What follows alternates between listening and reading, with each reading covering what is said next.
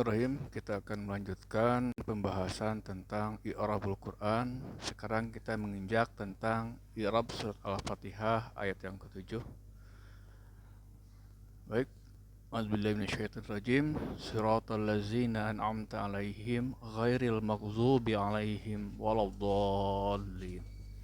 Pertama adalah sirata. Sirata adalah isim mufrad dan dia jabatannya adalah badalun mutabikun, badal mutabik dari kalimat as-sirata pada ayat yang ke-6 yang ihdinas siratal mustaqim. Ada juga yang mengirabkan sirata sini adalah atful bayan karena dia menjelaskan pengertian daripada siratal mustaqim. Jadi apa yang maksud dengan siratal mustaqim? Maka sirata ini menjadi sebagai penjelasannya, maka dikatakan dia atful bayan. Jadi boleh atul bayan, boleh juga disebut sebagai badal mutabik dari as-sirata pada ayat yang ke-6. Kalau saya berpendapat ini sebagai badal saja, karena ini menunjukkan siratul mustaqim adalah sirata ini juga. Mutabik artinya yang sesuai. Artinya antara siratul mustaqim dan sirata ayat ke-7 adalah sama. Jadi badalun mutabikun, dia badal mutabik minal ismil mansubi dari isi mansub, yaitu as-sirata pada ayat yang ke-6. Wahuwa dan dia, yaitu sirata ini, mansubun dinasab. Wa alamatu dan tanda nasbihi nasabnya, fathatun, fathah, zahiratun yang terlihat, fi akhirhi pada ujungnya. Di patah yang terlihat pada huruf ta. Maka dikatakan zahiratun fi akhirhi. Wahuwa mudhafun, dan sirata ini dia didofatkan. Al-lazina adalah al-ismul mausulu, isim mausul. Dia isim mausul jama' muzakkar. Alazi, alazani, alazina. Alazina adalah isim mausul yang bentuknya jama' muzakkar. Mabniun dia mabni, dia alazina adalah isim mausul yang senantiasa dalam keadaan mabni. Al-fathi atas fathah, tanda mabni dilihat daripada huruf terakhir. Jadi alazina yaitu nun yang berharakat fathah. Fi mahali dan dia menempati tempat jarin jar mudhafun ilaih sebagai mudhaf ilaih. Di sirata mudhafnya allazina sebagai mudhafun ilaih. Kemudian an'amta adalah fi'lun madin, dia fi'il madi, maklumun maklum. Ini iraban yang dianggap standar ya, fi'lun madin maklumun. Boleh juga nanti ada yang menambahkan fi'lun madin maklumun muta'adin. Karena yang namanya fi'il itu banyak atau beraneka ragam namanya, tergantung dari segi mana kita melihatnya. Bacaan amta adalah fi'il madi dari segi waktu, dan dia adalah maklum dari segi disebutkan atau tidaknya fa'il atau pelaku. Dan dari segi kepada objek, dia adalah termasuk pada yang muta'adi. Nah, seperti itu. Kemudian dari segi petarkib ataupun dia tasrif, dia adalah tam tasarruf. Jadi setiap fi'il itu punya nama tergantung dari segi mana kita meninjaunya atau melihatnya. Nah, maka di sini sebagai iraban standar saja, an'amta adalah fi'lun madin maklumun, fi'il madi maklum. Jika disebut fi'il madi maklum, berarti ada fa'ilnya nanti. Nah, lawan maklum adalah majhulun, majhul. Mabniun, an'amta adalah fi'il madi maklum, mabni dia mabni ala sukuni atas sukun. Tanda mabni fi'il madi dilihat daripada harokat lam fi'il. Di an'amta ini adalah termasuk pada fi'il sulasi mujarrad. Sulasil mazid. Karena huruf aslinya adalah nun sebagai fa fi'il, ain sebagai ain fi'il, dan mim sebagai lam fi'il. Adapun hamzah yang ada di awal itu bukan huruf asli, tapi hamzah itu adalah huruf tambahan, wajan. Karena an'amta adalah wajan dari af'ala yuf'ilu, bentuk sulasil majid. Jadi yang menjadi lam fi'il dari an'amta adalah mim. Mimnya berharakat sukun. Maka inilah yang jadi patokan untuk menentukan tanda mabni fi'il madi dilihat dari harokat lam fi'ilnya. Karena an'amta lam fi'ilnya berupa mim dan harokat sukun, maka dikatakan dia mabniun ala sukuni, mabni atas sukun. Litisolihi karena bersambungnya bidomiri dengan domir rof'in rofa mutaharikin yang berharokat. Jadi an'amta ta itu bukan huruf. Ta yang ada di akhir an'amta bukan huruf, ta itu adalah isim domir. Dan dia namanya domir raf'in mutaharikin. Dia tanya domir, dia dalam keadaan ropa, tak itu, karena tak ini akan jadi fa'il, mutaharikin karena tanya berharokat fathah. Itu pengertian pada bidomiri raf'in mutaharikin. Wata'u dan ta, jika yang ada pada an'am ta di akhir, ta itu adalah domirun, domir. Berarti kalau disebutkan domir, berarti dia adalah isim. Domirun, muttasilun, dia bersambung. Bersambung dengan fi'il an'am ya. Nah, mabniun dia mabni, tak itu ala fathi atas fathah. Fi pada mahali tempat raf'in rafa fa'ilun sebagai fa'il. Kita itu sebagai fa'il. Jika kalau disebut fi'il maklum berarti ada fa'ilnya. Dan fa'ilnya adalah domir ta yang ada di akhir. Wal jumlatu dan jumlah minal fi'li dari fi'il wa fa'ilihi dan fa'ilnya silatul mausuli. Jadi fi'il an'am dan ta itu menjadi silatul mausul karena alazina adalah isim mausul. Pengertian mausul adalah yang disambung. Yang namanya yang disambung perlu penyambung. Jadi kalau kita mendapatkan dalam Al-Quran atau dalam bahasa Arab atau dalam kitab ada isim mausul, maka biasanya setelah isim mausul diikuti oleh fi'il. Misalkan kalau nanti dalam surat Al-Baqarah ada allazina yu'minuna bil ghaibi. Allazina diikuti kalimat yu'minuna. Ya, maka kalimat yu'minuna adalah jadi silatul mausul. Karena isim mausul tidak mungkin tanpa silatul mausul. Seperti logika yang namanya disambung tentu ada penyambungnya. Di allazina isim mausul dia perlu kepada silatul mausul. Maka fi'il setelah allazina menjadi silatul mausul. Baik, kita lanjutkan. Alaihim ini bukan satu kalimat tapi dua kalimat karena alaihim terdiri pada ala dan him. Di mana alanya adalah harfu jarin. Ini iraban yang paling ringkas. Ada juga mengirabkan ala harfu jarin mabniun ala sukuni la mahala lahu minal i'rab.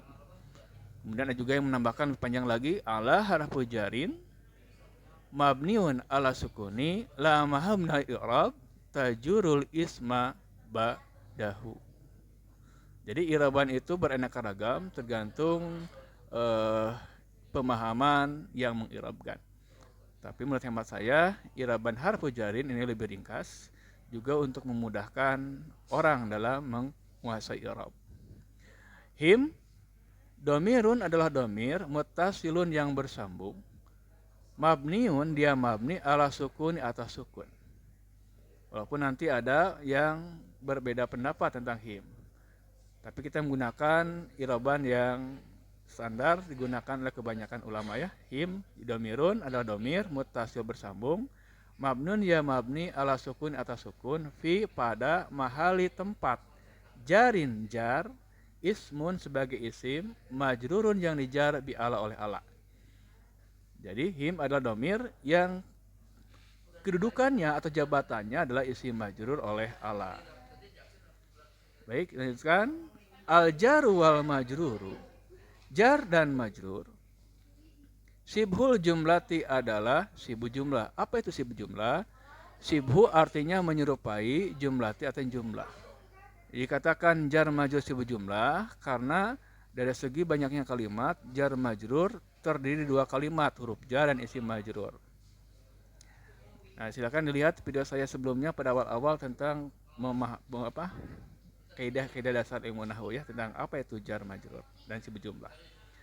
Selanjutnya al-jar wal majrur, jar dan majrur maksudnya ala dan him, sibul jumlati adalah sibu jumlah. Muta'alaqun dan dia dihubungkan bi fi'li dengan fi'il an'amta dengan fi'il an'amta fi pada mahali tempat nasbin nasab maf'ulun bih sebagai maf'ul bih. Jadi yang namanya jar majrur itu butuh yang namanya muta'alaq. Kenapa? Karena jar majrur tidak bisa berdiri sendiri maknanya. Kalau kita hanya mengatakan alaihim atas mereka, walaupun punya arti dua atas mereka, tapi belum dipahami maksudnya. Apa yang maksudnya atas mereka? Jadi dia perlu pada muta'alaq untuk melengkapi dan menyempurnakan makna jar majrur itu sendiri. Di sini muta'alaqnya adalah an'amta. Artinya alaihim Kalau dihubungkan kepada an'amta, maka dia akan menjadi maf'ul bih. Karena kita artikan an'amta yang telah engkau beri nikmat. Siapa? Alaihim, atas mereka. Jadi ini adalah maf'ul bih dari an'amta. Baik, kita lanjutkan lagi. Ghairi. Nah, ini ghairi adalah termasuk pada isim mufrad muzakkar. Tapi dia juga bisa digunakan untuk isim muannas. Jadi ghairi ini secara lafaz dia adalah mufrad muzakkar. Tapi penggunaannya boleh untuk muzakkar, boleh untuk muannas, boleh musanna kesananya, boleh pun jama'. Jadi ghairi ini secara lafaz adalah mufrad muzakkar. Dan dia hanya termasuk pada isim jamid. Dia tidak mempunyai bentuk yang lain, hanya ghairi saja. Nah, ghairi di sini adalah sebagai sifatun, dia sifat. Sifat dari mana? Minal lazina, dari al-lazina. Kan siratal lazina, di mana al-lazina adalah mudhafun ilaih dan dia adalah majrur. Berarti ghairi adalah sifat dari al-lazina. Di orang yang mana? Orang yang tidak dimurkai. Jadi orang yang apa? Yang dimaksud adalah bukan yang dimurkai. Jadi ini sifat dari al-lazina. Ini maaf, saya ketiknya kurang lengkap ya. Jadi seharusnya al-lazina, bukan al-lazi. Ini kurang nun. Wahuwa, dan dia majrurun dijar. Wa alamatu jarihi, dan tanajarnya kasratun, kasroh, zahiratun yang terlihat, fi akhirihi, di ujungnya. Wahuwa mudhaf, dan ghair itu dia diidofatkan kepada al-maghdubi. Di al-maghdubi dia sebagai mudhaf ilaih.